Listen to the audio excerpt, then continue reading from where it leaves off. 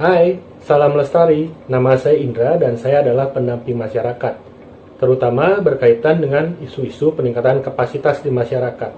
Selamat datang di video pembelajaran kolaborasi dengan masyarakat.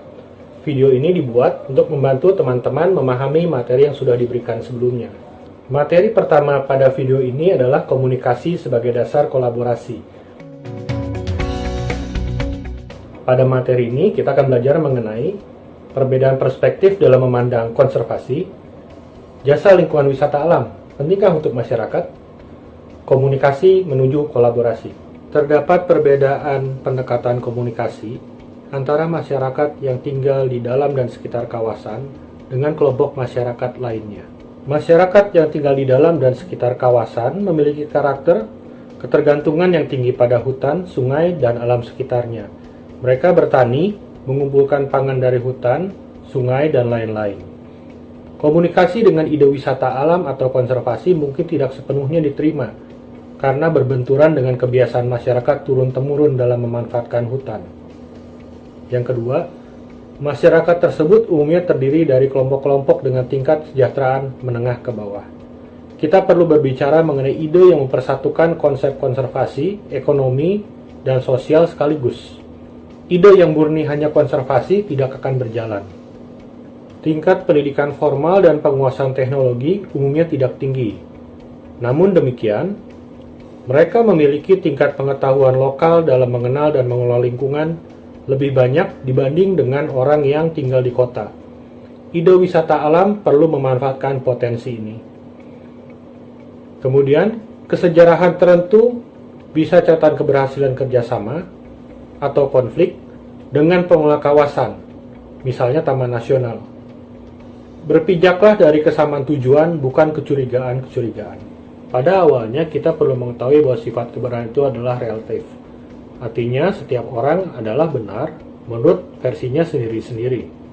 Pada saat pegawai kehutanan melakukan pengamanan hutan dan usaha-usaha konservasi, itu adalah benar menurut sudut pandangnya sebagai orang kehutanan. Begitu pula pada saat masyarakat mengambil kayu di hutan untuk kayu bakar, bertani di wilayah konservasi atau berladang, hal tersebut adalah benar sesuai dengan sudut pandangnya. Namun demikian, komunikasi merupakan cara untuk bertukar ide dan saling mempengaruhi. Terkadang sulit bagi pegawai kehutanan untuk mengajak masyarakat terlibat dalam kegiatan konservasi karena masyarakat memang memandang dari perspektif yang berbeda. Sementara pegawai kehutanan berkehendak agar masyarakat mendukung kegiatan konservasi tersebut, namun masyarakat melihat bahwa rencana yang diusulkan mungkin tidak menguntungkan bagi mereka.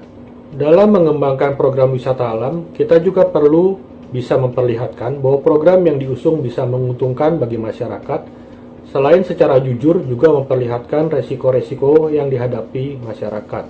Beberapa potensi keuntungan dari pengembangan wisata alam adalah: 1. Penghasilan langsung yang didapat dari wisatawan, dari tiket, pajak, dan lainnya. Yang kedua adalah penghasilan alternatif yang didapatkan misalnya dari uang parkir, kemudian jasa penjualan makanan, atau penyewaan alat-alat camping. Yang ketiga adalah justifikasi bagi penggiat lingkungan untuk berusaha melestarikan keanekaragaman hayati. Dan yang keempat adalah justifikasi bagi pemerintah pusat dan daerah untuk mengembangkan kawasan secara lestari dan berkesinambungan. Dan yang kelima adalah menyediakan kegiatan berbasis ekonomi di kawasan konservasi bagi pebisnis yang terlibat dalam konservasi keanekaragaman hayati. Sedangkan potensi negatif dari pengembangan wisata alam adalah sebagai berikut. Yang pertama adalah timbulnya kerusakan lingkungan. Yang kedua adalah pengambil alihan peran serta masyarakat, di mana kemudian biasanya penguasaan dari kawasan wisata alam bisa berpindah ke orang-orang yang punya modal besar. Yang ketiga adalah terganggunya perilaku satwa liar akibat kebisingan atau perlakuan wisatawan. Dan yang keempat adalah perubahan sosial dan budaya dari masyarakat.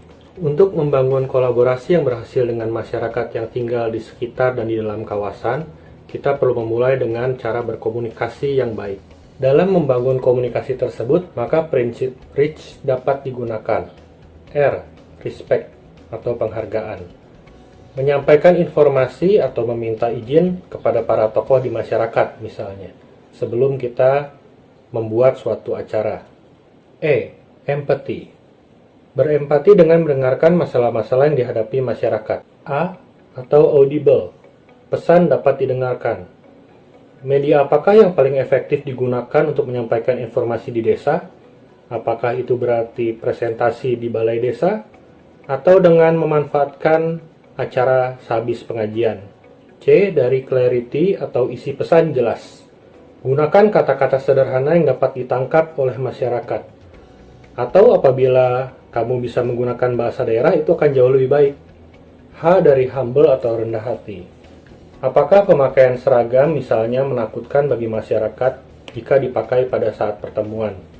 Seringkali berpakaian sipil pada pertemuan justru dapat menunjukkan bahwa kita juga mampu merendahkan hati, agar terlihat sama dengan masyarakat biasa. Kita perlu mengingat bahwa hubungan baik yang kita bangun dengan masyarakat tidak bisa terjadi dalam waktu yang singkat. Konsistensi, waktu, aksi perlu menjadi panduan kerja bagi kita.